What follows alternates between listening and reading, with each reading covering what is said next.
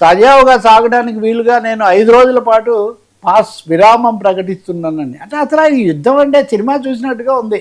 ఏ interval break ఇస్తున్నాము, లేకపోతే ఏ commercial break, commercial political break లాగా ఉంది, కానీ ఇది రియల్ బ్రేక్ అని ఎవ్వరూ నమ్మటం లేదు.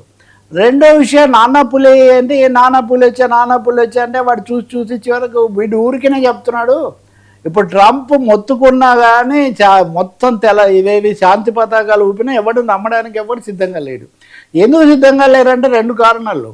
ఈ సమయంలోనే ఇరాన్ సభాపతిగా ఉన్నటువంటి వ్యక్తి, ఆయన బరుచి ఏదో ఉంది, ఆయన కీలక నాయకుడిగా ఇప్పుడు ఎమర్జ్ అయ్యాడు.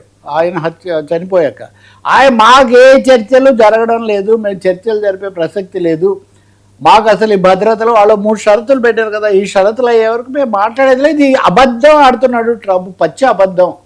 ట్రంప్ చెప్పేది మాతో చర్చలు జరుపుతున్న మాట పచ్చి